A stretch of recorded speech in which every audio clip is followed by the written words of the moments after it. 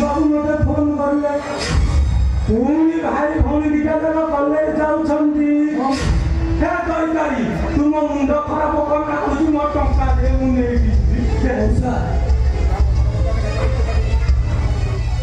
ପିଲାଦିଟା ମୋର ଏଇଟା ହଉଛି ଶେଷ ବର୍ଷ ପାଠ ପଢ଼ା ଟଙ୍କା ଆମର ବନ୍ଦ ହେବାକୁ ଯାଉଥିଲା ସେଥିପାଇଁ ଆମର ଯୋଉ ପଟିଆ ବଙ୍କୁ ଭାଇ ଆଉ ଚଗୁଲ ଭାଇ ସେମାନଙ୍କଠୁ କିଛି ଟଙ୍କା ଧାର କରିବା କିଛି କହିବାନି ବଙ୍କୁ ଭାଇ ଠୋପି ଚଗୁଲି ଭାଇ ଠୋ ମୁଁ କିନ୍ତୁ ପଚାରୁଛି ମୋ ଟଙ୍କାଟା କେବେ ପାଇବି ଆଜି ପାଇବ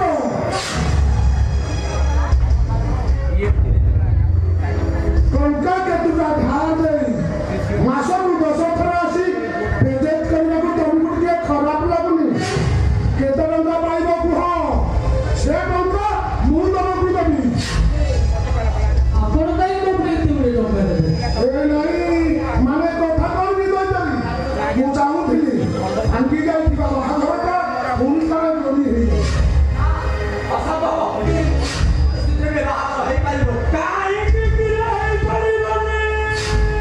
ଏ ପ୍ରସ୍ତାବଟା ମୁଁ ତାକୁ ଦଉଛି ଆମର ଉପରେ ପରି ଉତ୍ତର ଦେବାଟା ମୁଁ ଆଗ ପସନ୍ଦ କରୁନି ଆପଣ ଇଆଡେ ନେଇ କଥାବାର୍ତ୍ତା କରୁ ସେଇଟା ଗୋଟେ ରାଜ୍ୟ ଲୋକଟା ଦେଖ ଯାଇପାରି ଯାହା ହବାର ଥିଲା ହେଇଯାଇଛି ଅତୀତର ଘଟଣା ଭାବିକି ତମେ ଭୁଲି ଯାଅ ତାପରେ ମୋ ଭାଣଜୀ ଏ ବିଷୟରେ ଭୁଲି ଯାଇଛି ସେ ଘରକୁ ଫେରି ଆସି ତମକୁ ବାହାର ପାଇଁ ସେ ଦିନ ଧରି ବସିଛି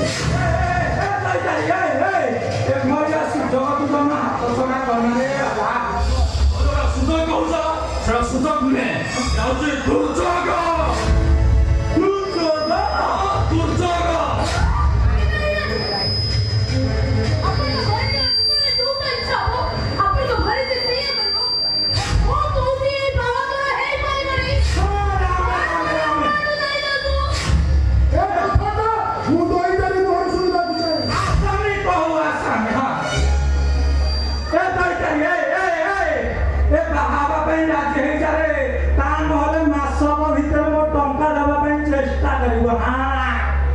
ଶୁଣନ୍ତୁ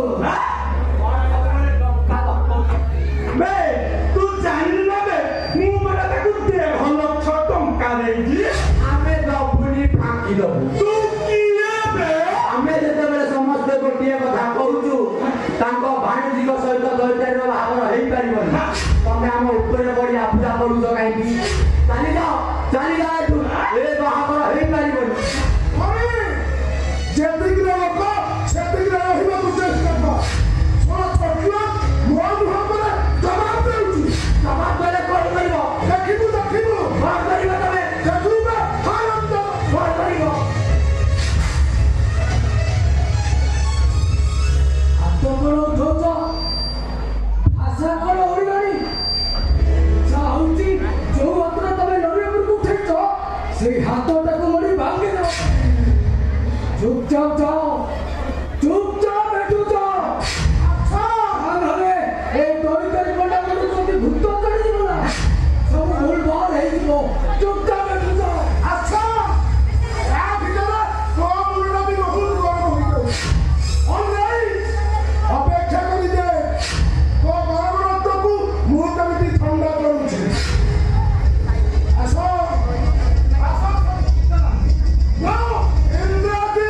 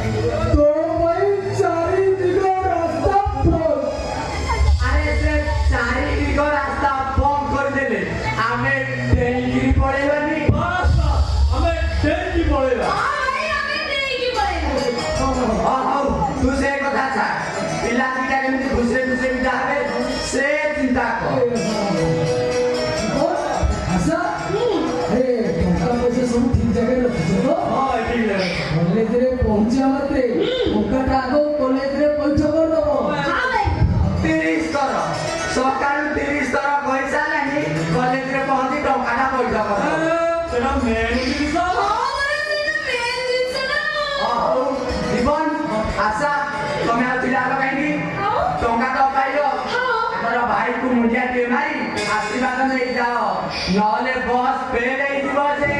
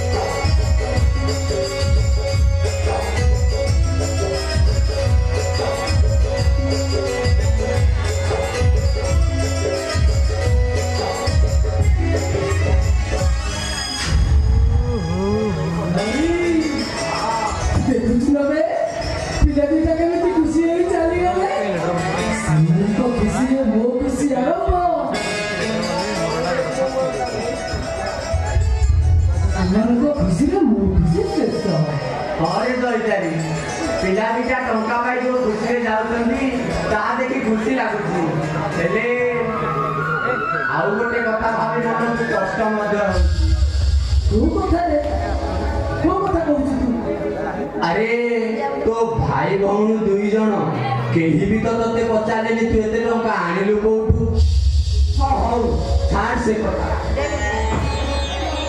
तू मते आगो कहलु तू 15 दिन हेला कोठी थिलु आ तू एते टंका कोठू आनिलु सकाळ पहर तू मते ई कथाटा 50 थर पचारनु आ तू 50 थर उत्तर देछे मो किंतु तोर से उत्तर रे खुशी न मते आगो कह भुवनेश्वर रे तोर मिकी को संगता अछि अरे केते संग अछि केते संग अछि का कथा लगतो दे हो हो व्यस्त हो ना मोरे मु ते कथा बुझी तू परे ना बाबा दी का फुल्लू तू मते आगो कह तते एते टंका किए से देला से टंका देखो कहीं नहीं ना 3 लाख टंका बिनी होले से तांकर गोटा किडनी बिक्री करते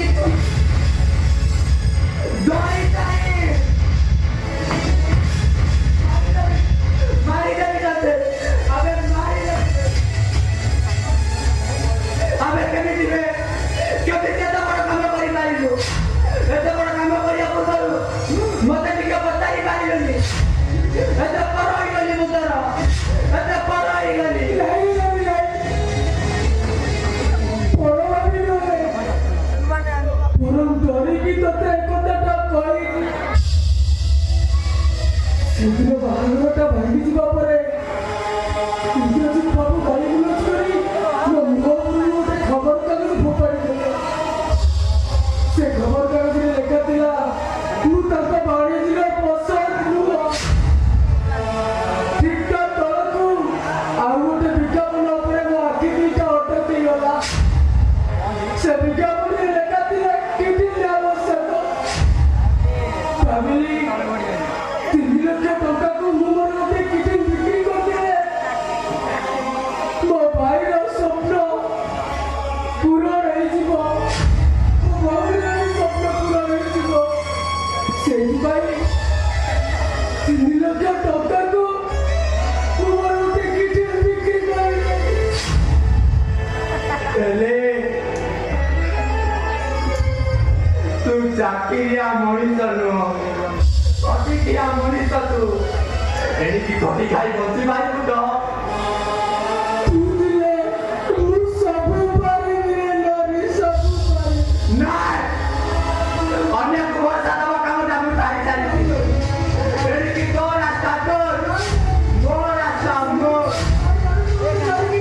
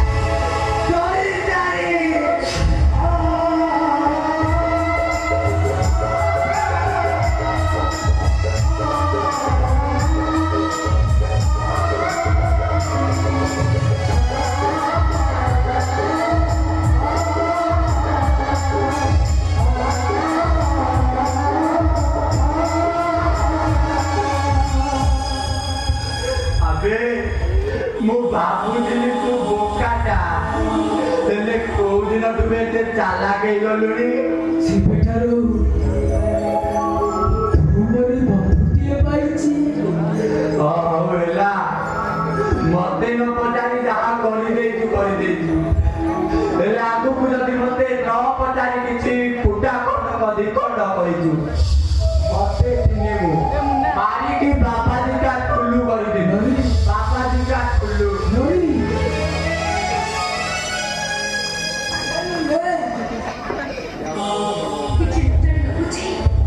ତମ ସାଙ୍ଗକୁ ସତ କଥା କହିଦେଇଥିବାରୁ ତମେ ମତେ କ୍ଷମା କରିଦବ।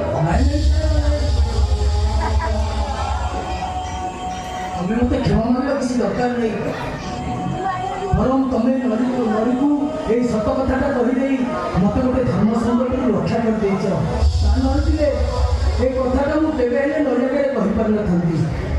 ହେଲେ ସାହେବା, ତମେ ଆମ ଘରେ ମୋର କିଛି କାମ ଥିଲା। ନାଇଁ ମାନେ ମୁଁ ଏମିତି ତମେ ସାଙ୍ଗ ତମର ହଁ ତା ସହିତ ଦେଖା ହୋଇଥିଲା। କହିବା ତମେ କହିଲି ଯାହାକୁ ତୁ ଅଯୋଗ୍ୟ ମଣିଷ କଲି ବାହାଘର ଦିନ ଘର ଛାଡି ଚାଲି ଆସେ ସେ ଅଯୋଗ୍ୟ ମଣିଷ ନୁହନ୍ତି। ଏ ଦୁନିଆରେ ସବୁଠାରୁ ଯୋଗ୍ୟ ମଣିଷ ଯାହାକୁ ତୁ ଅଧବୟସ୍କ କହି ତାକୁ ଘୃଣା କଲୁ। ଏ ବୟସ ତାକୁ ଛୁଇଁ ପାରିଲେ ବୟସର ଉର୍ଦ୍ଧ୍ୱରେ ସିଏ ଚିର ସବୁଜ।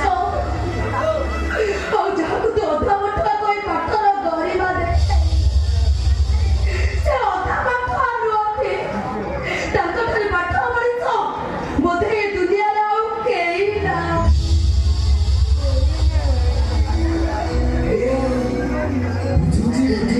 କଣ ବୁଝିଲ? ତମେ ମୋ ବିଷୟରେ ତମ ସାଙ୍ଗକୁ ଏତେ ସବୁ କହିଛ ଯେ ସେ ତାଙ୍କ ମତ ପରିବର୍ତ୍ତନ କରି ମତେ ବାହା ହେବା ପାଇଁ ଚିନ୍ତା କରିଛି। ଏଇ କିଛି ସମୟ ଆଗରୁ ତାଙ୍କ ମାମୁଁକୁ ଏଠିକି ପଠେଇଥିଲି। ଏ କଣ କହିଲ ତମେ? କଣ କହିଲ? ସିଧା ସିଧା ମନା କରିଦେଲି। ତମେ କହିଲ ମ୍ୟାମ୍ ସାହେବ, ମୁଁ ଯେତେବେଳେ ସେ ଝିଅର ପସନ୍ଦ ନୁହଁ, କାହିଁକି ବା ତାକୁ ବାହାଇ ତାଙ୍କ ଜୀବନଟାକୁ ନଷ୍ଟ କରିଦେଇଥାନ୍ତି। ଝିଅ ତ ତମକୁ ବାହାବାକୁ ଚାହୁଁଛି। ହେଲେ ମତେ କାହିଁକି ବାବା ପାଇଁ ଚାହୁଁଛନ୍ତି ସେ? ସେ କେବଳ ତମକୁ ଚାହୁଁଛି। ତାର ସବୁ କିଛି ଦରକାର ନାହିଁ। କେବଳ ତମକୁ ଚାହୁଁଛି ସେ। ହେଲେ ମୁଁ କିନ୍ତୁ ତାଙ୍କୁ ଗ୍ରହଣ କରିପାରିବି। ତମେ ଗ୍ରହଣ ନ କଲେ ମୁଁ ମରିଯିବି। ଏ ବସାଇ ଝିଅ। ବସାଇ ଝିଅ। ଯିଏ ତମକୁ ବାହା କରିଦିଅ ଖାଲି ଚାଲି ଆସିଥିଲ। ସେ ତମ କୋଳ ବ୍ୟବସ୍ଥାକୁ ଛଡ଼େଇ ନେବ। ସେ ତମକୁ ଅକାମରା କରିଦେବ। ମୁଁ ହଉଛି ସେଇ ଝିଅ। ତମକୁ ହାତ ଯୋଡୁଛି। ମନା କରନି କହିସାରି ମୋ ପ୍ରସ୍ତାବକୁ ତମେ ଗ୍ରହଣ କର। ଏ ମୁଁ ତମ ଗୋଡ଼ ତଳେ ପଡ଼। ମୁଁ ତମକୁ ବାହା ହେଇପାରିବିନି। ତମେ ମତେ ବାହା ହେବା ପାଇଁ ବାଧ୍ୟ କର ନା। ମୁଁ ତମ ଗୋଡ଼ ତଳେ ପଡୁଛି।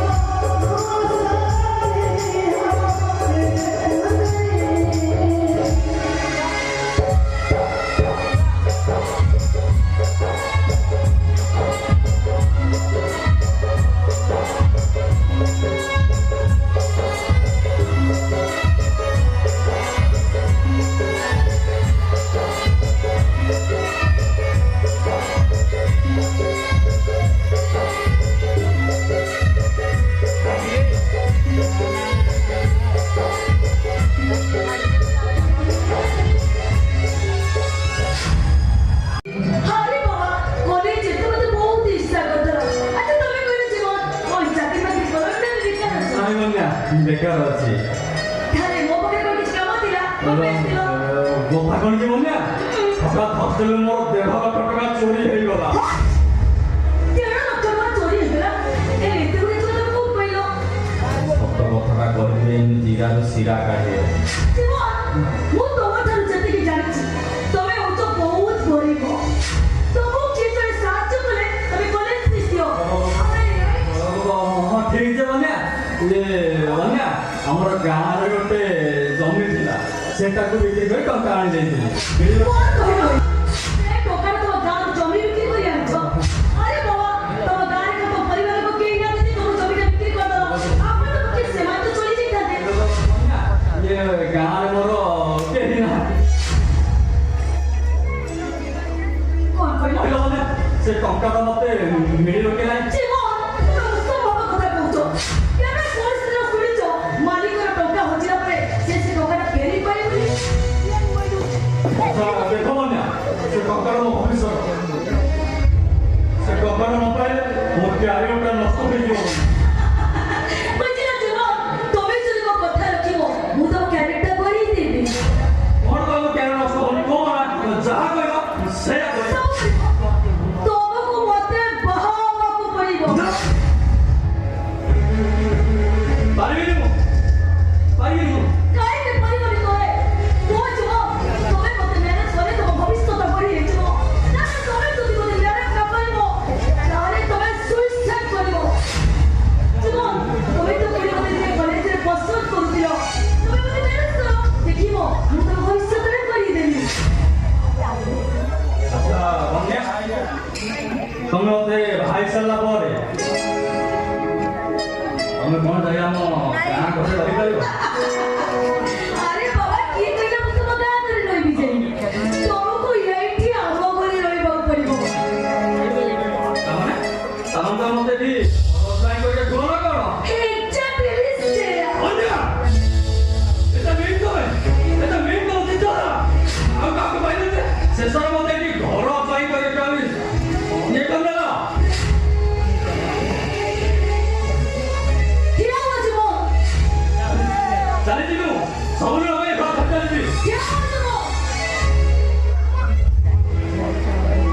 ଅବେ ଯେତିକି ନିଷ୍ପତ୍ତିଟା ନିଅ, ମୋ ନିଷ୍ପତ୍ତି ଉପରେ ନିର୍ଭର କରୁଛି ତମର ଭବିଷ୍ୟତ।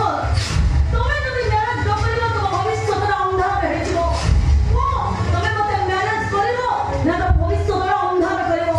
ଦେଖ ଜୀବ, ମୁଁ ତମକୁ ମାତ୍ର 5 ମିନିଟ୍ ସମୟ ଦେବି। 5 ମିନିଟ୍ ଭିତରେ ଭାବିକି ନିଷ୍ପତ୍ତି ଦିଅ ଆଉ ଗୋଟେ ଆନ୍ସର ଦିଅ। ନଷ୍ଟ ଯିବ।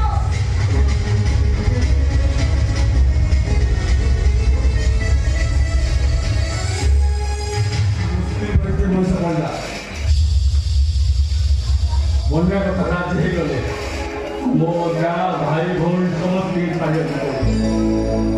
ବନ୍ୟା କଥା ରାଜି ନହେଲେ ମୋ ଆଶା ସହିତ ମୋ ଭାଇର ଆଶା ପାଣି ପକେଇବା ପରି ମିଳେ। କ'ଣ କରିବି ମୁଁ? ଗାଈକୁ ମାଇଲେ ମଲି ଗାଈ ମାଇଲେ ମଲି। କ'ଣ କରିବି?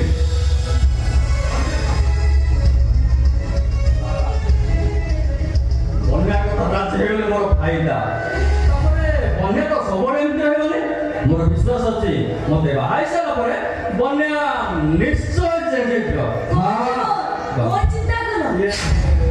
ବନ୍ୟା ମୁଁ ତମେ ରାଜି ହେଲେ ମୋ କଣ୍ଡିସନ ରାଜି